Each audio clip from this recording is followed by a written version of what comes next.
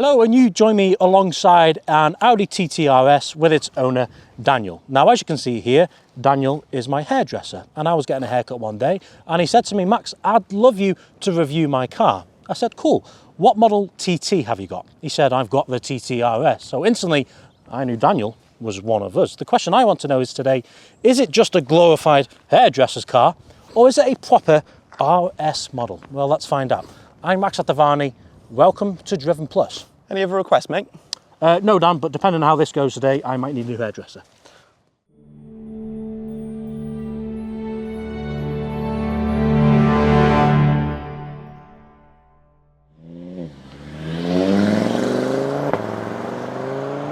Okay, so that was a bit of a joke, and I have probably rattled a few TT owners there, so I would like to apologise to TT owners.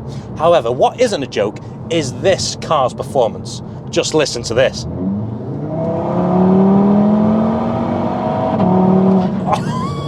Oh, the induction sound, the engine noise, and that, my friends, is Audi's signature 5-cylinder engine.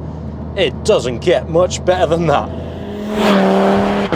And this car is from a time where if you were shopping for a sports car in 2012, you were actually stuck for choice. Audi gave you this, the TTRS, BMW gave you the Z4 35i, Porsche gave you the Cayman S, Mercedes gave you the SLK 55 AMG, and you could probably throw in the Nissan 370Z. If you're American, I'm on about the 370Z. So there was loads of options.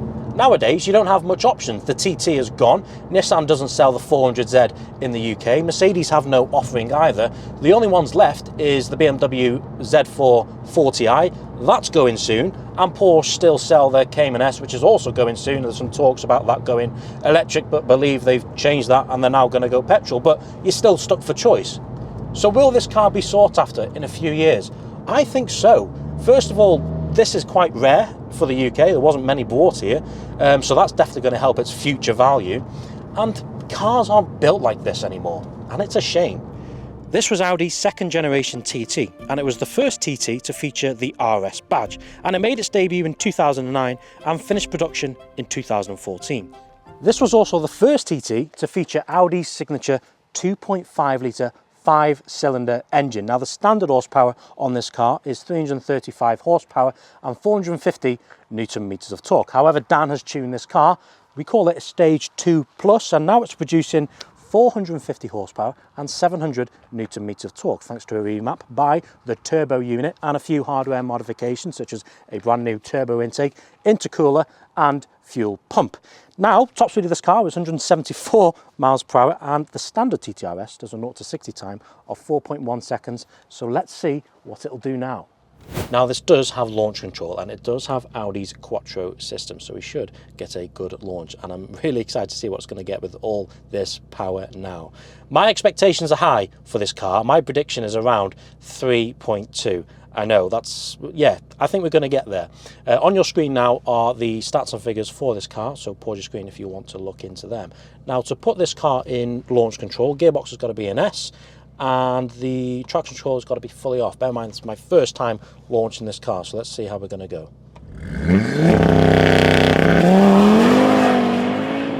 Wow! 3.43. It did struggle for traction then, to be fair, but it sounded awesome. 3.4, not far off, but we're going to go for a second one because I think it could hook up better.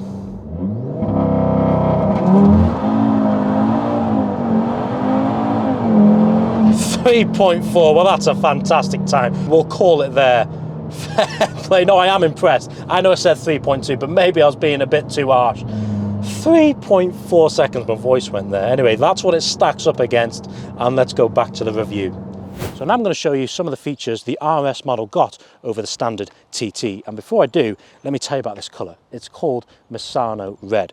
And in the sun today, it's just popping absolutely beautifully. It's actually rare in the UK to have sun as well. So take it in, people. Appreciate the colour.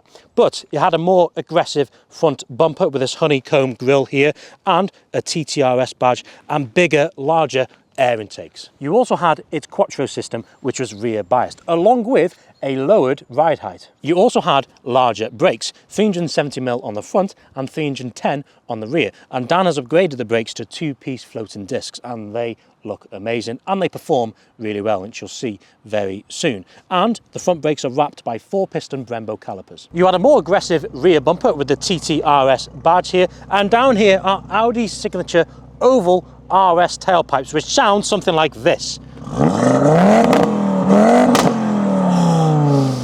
It sounds good and it smells good. And you also got this fixed rear wing here. On the inside, you have an RS specific steering wheel with the TTRS logo down here as well. And you also got these sports seats with better bolstering. However, you could spec this car with bucket seats, which is a great option as well. You also got a boost gauge in the middle menu there. And next to that sat a TTRS logo in the rev gauge, which is a nice touch. All the materials is very good. It's very well made. And down by my feet are aluminium pedals. But there's more.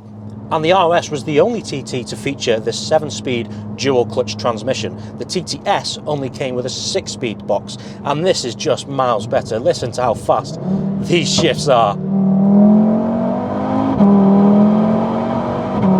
Oh, the way it bangs into gear, it's so engaging, it's so responsive, and the shifts are so quick.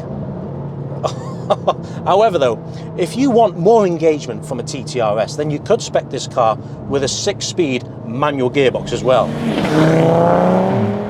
And this car has all the characteristics to be an outstanding handling sports car. The driving position is spot on. You really are sat really low to the ground. You've got this Quattro system as well. We've got some corners coming up, so let's stick it in. Let's put the gearbox in manual mode. 2nd gear. Lovely swooping bends here. Oh my God. Oh, wow, this thing is like it's on rails. Oh, there's so much grip. Where's it finding all that grip from? I'll tell you where. It's Quattro system. Oh, wow. And it's got so much power when you're coming out of a corner as well. And do you know what? This car provides you with so much fun when compared to the Z4 and Porsche, because it's like it's on rails. You put it in a corner, you know it's going to come out the other side because of the grip levels. Where with a BMW or Mercedes, their rear wheel drive, sometimes the back of your mind you're thinking, well, when's that rear end going to step out? With this, there's not. So it's literally squirt and go. I want to do that again. It's just so fast, this thing, and the noise is orgasmic. Right, stick it in. Oh, and the induction noise this thing makes.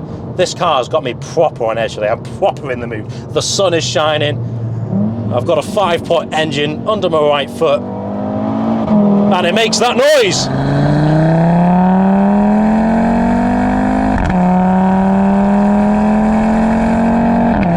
And you know what? Steering feedback is very good. I just can't get over the noise. And I'll have to say, this car will easily upset high-end sports cars.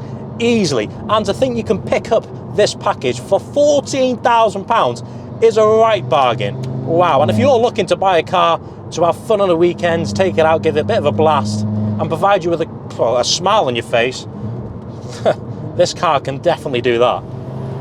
The only problem is practicality. It's a small place to be, it's not massive. This car originally does come with 2 rear seats as well, so it's classed as a 2+2.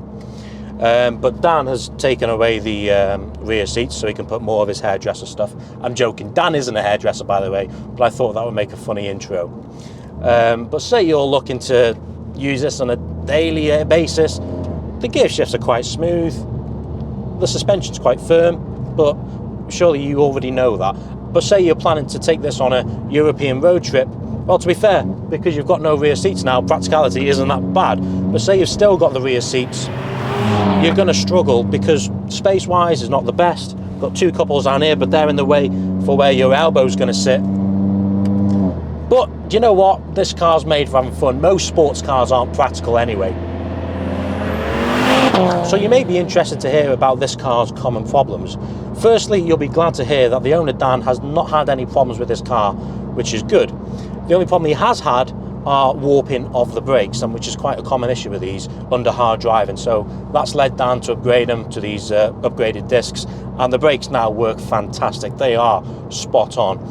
Another failure is the PCV valve and the diverter valve, and this engine is a little known for carbon buildup, but it's like all performance cars. Maintain them regularly and you stand a better chance for them not going wrong than if you didn't maintain them. I'm not going to say that this car is underrated because I knew it was going to be good, but I just think they are slept on a little because they're quite rare and they're not a popular choice. And when people are shopping for a fast Audi, I don't think a TTRS normally comes into their head. I'd say maybe an RS3 or RS6 or whatever those cars are thought about more when thinking about a fast Audi, but the TTRS is a fantastic option if you want an outright sports car and practicality isn't your main concern, and if you can't afford the R8. And I just think Audi in around 2012 were doing a fantastic job. They put a V10 in the RS6. The V10 was also featured in the R8 as well. They had this, the TTRS, and this is just a great example of how well Audi were doing in that time. It's the golden era of cars, really, isn't it? But I'd like to say a massive thanks to Dan for letting me get a review on this car, and for cutting my hair as well. He did a fantastic job, mate. And if you like this video, please leave a like on it, and I really appreciate if you subscribe to the channel as well, because we get a different amounts of these cars, different varieties all the time. And if you've got a car you'd like me to review, please get in touch. I'd love to feature it. Anyway guys, see you soon. Thanks for watching. Bye bye.